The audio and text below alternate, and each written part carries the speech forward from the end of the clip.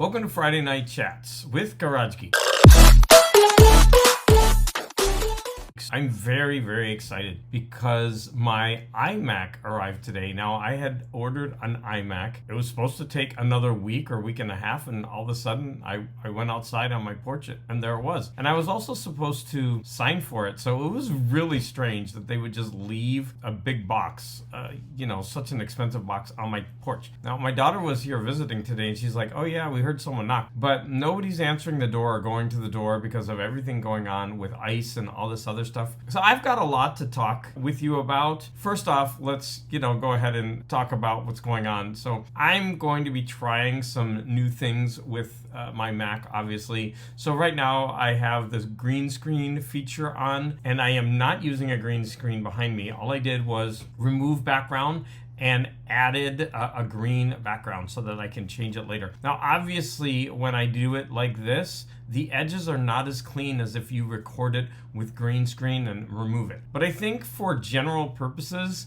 especially if I'm shrinking myself, this should be okay instead of doing a two-step process of recording in front of a green screen, which I could do. I could just put a green screen behind myself and then record it that way. I'm gonna try a couple of different things. And right now I actually have some studio lights set up on each side of me. Not that it's really needed, but I thought I would try it because I did buy these lights for recording with a green screen. And in fact, when I was doing my review of the album from the 1950s, I'll show a screenshot of my husband took a picture of me from the camera in the living room. We have a living room camera up on top of a cupboard, and he was able to take a picture to show how silly I looked. But you get a sense of all the stuff that you have to do in order to do a green screen. The Mac makes it really simple, although the quality isn't as good as what you would get with the actual equipment that I bought. Okay, so I got my iMac. I've been setting it up all day. I tried the top-down feature, which I will show a picture of, but my desk isn't large enough. I actually would have to extend my desk out a little bit, and I might take one of my corrugated pieces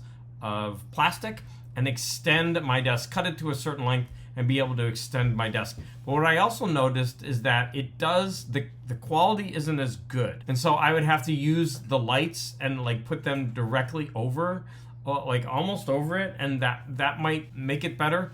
I'm not sure, but I'm going to play around with the top-down feature that is new on the Mac. But it's crazy that a front-facing camera can actually come out and go down. It's just, the technology is so interesting. I'm not sure if you heard that, but I have a notification. I linked my phone, obviously, to my Mac. Every time I get a notification, it's dinging. So I'll figure out how to do that. So if you heard a dinging, either I'll have to cut that, or you heard a dinging and I don't know how to turn that off yet. So I'll figure it out. All right, what do we have? Now, yesterday, I left my house at 10 in the morning. I was going to meet some friends in Long Beach. Now, Long Beach is about 40 minutes away when there isn't traffic. The problem is with LA, there's always traffic. I was going to meet my friends for lunch, and what we did was I went to a friend's house, and then I drove, so I picked her up. Then we went to another friend's, I picked her up. Then we went to another friend's, but he decided he wanted to drive because my car is small. You're going to see pictures of it.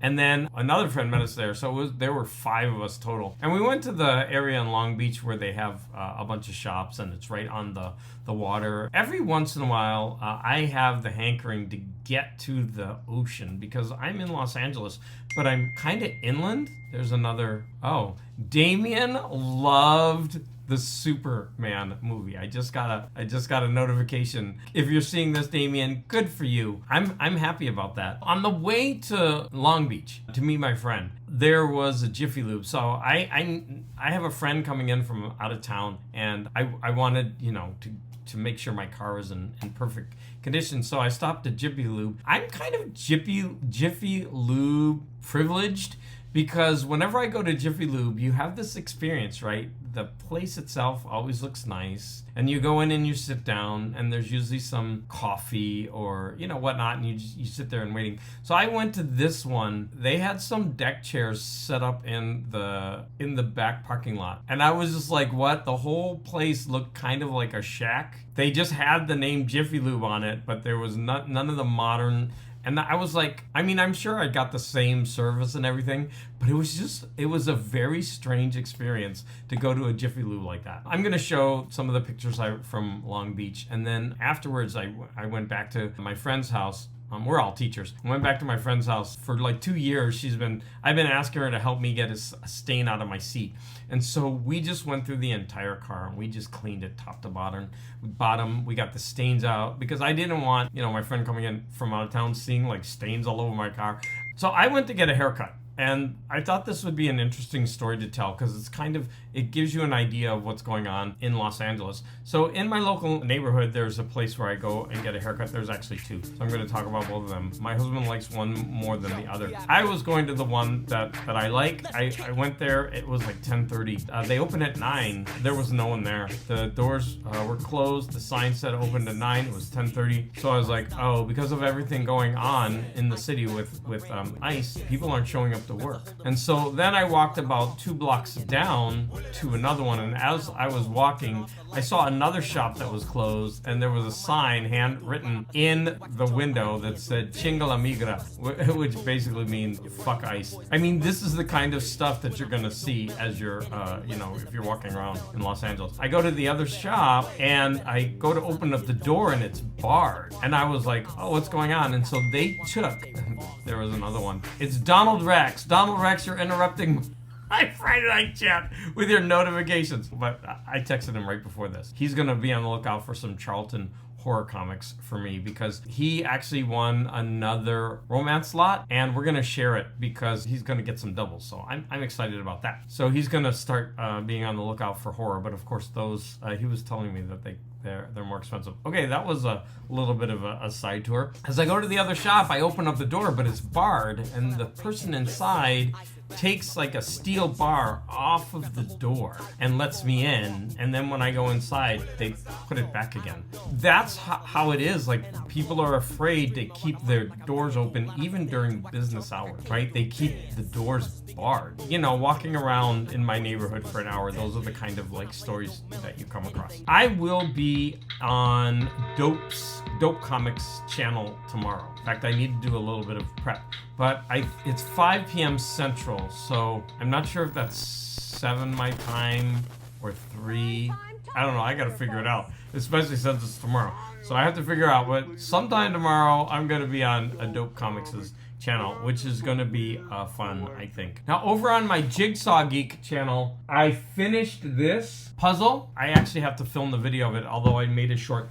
And this is going to be my next puzzle. If you're interested in my Jigsaw Geek channel, that's what you'll see. Actually, a friend of mine said, hey, you need to put the link in. So I actually did that for both channels. I can't believe I hadn't done that.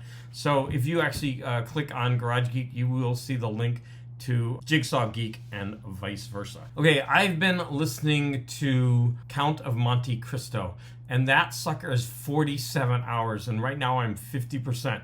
So I will be doing a review of that when I'm done, but I'm into it. I listened to both Nancy Drew and the Hardy Boys books 2. I went ahead and got these from the library, the audio. They both just happened to come number 2 first. I put number 1, 2, and 3 on hold. I figured it wouldn't matter if I did them out of order because both number 1s, they were taking longer.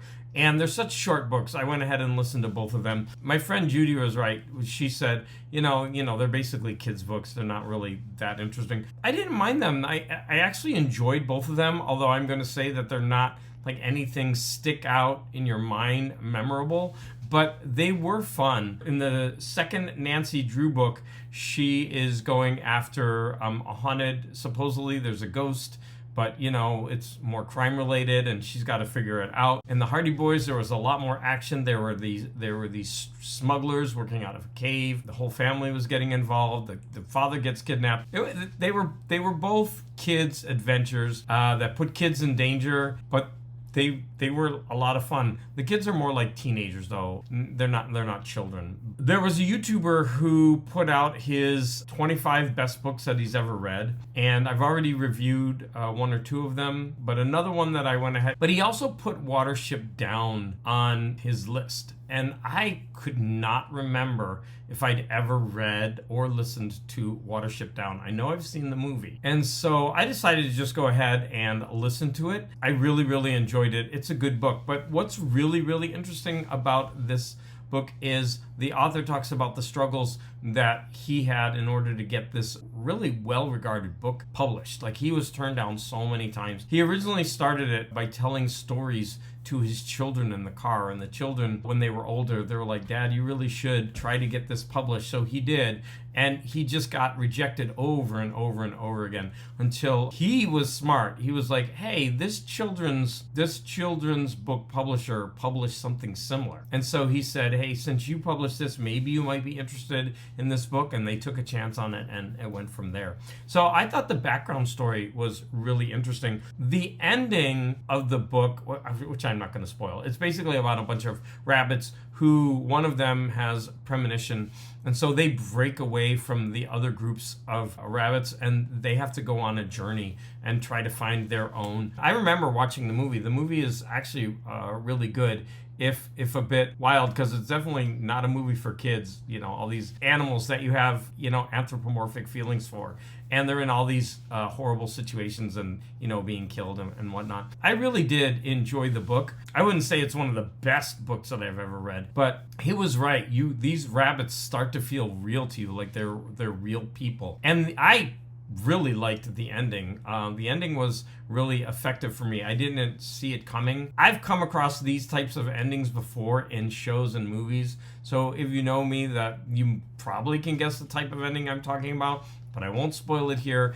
For some reason, those kind of endings, they usually get me, and so I wasn't expecting it, and I really like the ending of this book. And you know what? That should take us to Sinners. Sinners is a movie that blew me away. I was not expecting this movie to be as good as it is. Now, Sinners is currently on HBO. It is such a good movie. If you have HBO, you have to watch it. One actor plays a dual role. You get it right off the bat because there are color schemes involved. And so you basically have a light and a dark motif going on. The movie takes a turn in like the middle. I'm not going to reveal the turn, although if you know about the movie, then you know what it's really about. What I did not expect, and it takes like a good hour. They're introducing the characters and going through all these situations, and it's all build up, and it's all really, really well done. And then it takes this turn in the middle. That's also really fun and exciting. But what I didn't expect was that there were so many musical numbers, and they were so good. This is like a musical wannabe in the second half of the movie. There are like also two types of music going on that represent the types of characters. I just thought it was phenomenally done. I loved this movie so much. Now, there was one scene near the end of the movie, and that's why I'm connecting this to Watership Down, where I thought they were going to end a movie on a scene that was really, really, in my opinion, kind of silly. It was very action hero-y, and I thought, oh, don't ruin this great movie by ending on this silly action scene. They didn't. They nailed the ending. The ending was so good. And it's kind of similar to the ending in Watership Down. So I really dug the ending of Sinners. I say that you've got to watch Sinners. I mean, even if you don't like it as much as I do, you're gonna get a kick out of this movie. It was so well done. And man, does it have a great cast.